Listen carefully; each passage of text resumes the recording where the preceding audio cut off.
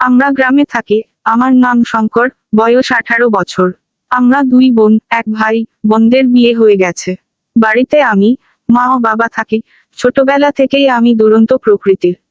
College শেষ বাড়ি ফিরে বন্ধু বান্ধব মিলে নদীর ধারে যাই।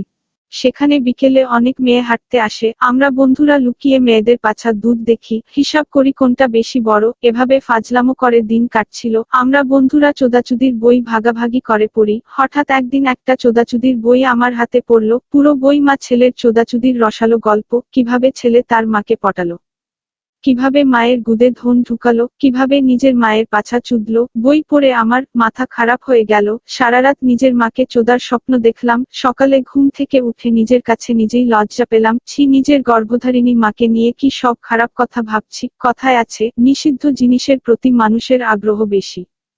যতবার মাকে ভুলতে চেষ্টা করছি ততবার মায়ের শরীরটা চোখের সামনে ভেসে উঠছে। অবশেষে আমি হার মেনে গেলাম। মাকে চোদার চিন্তায় আমি বিভোর হয়ে পেলাম। আমার মায়ের নাম রোজিনা, অল্প বয়সে বিয়ে হয়েছে। মায়ের বর্তমান বয়স 37-এর 38 বছর হবে।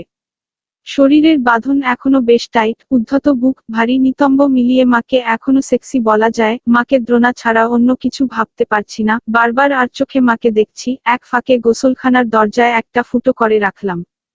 দুপুরবেলায় মা কাপড় চোপড় নিয়ে গোসলখানায় ঢুকলো। দরজা বন্ধ করার সাথে সাথে ফুটোয় চোখ রাখলাম। নিজের মায়ের উলঙ্গ শরীর দেখব, লজ্জার বদলে আনন্দ হচ্ছে। মা প্রথমে শাড়ি খুলে ফেললো। মায়ের নাতি দেখে ভড়কে গেলাম।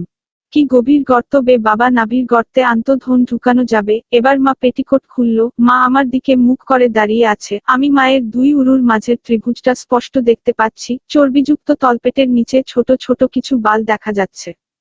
মা এবার ব্রাউজ ব্রা খুলে ফেললো। ভরাট দুধ দুইটা ঝোপাত করে লাফিয়ে বেরিয়ে এলো। নির্ভাবনায় একেবারে ন্যাংটা হয়ে গেল। মা আমার দিকে মুখ করে বসলো। এবার গুদটা স্পষ্ট দেখতে পেলাম। দুই উরুর ফাঁকে লম্বা একটা ফাঁক। কিছুক্ষণের মধ্যে ফাঁক বড় হয়ে ভিতরের লাল অংশ দেখা গেল। তারপরেই ছড়াছড় শব্দ শুনতে পেলাম।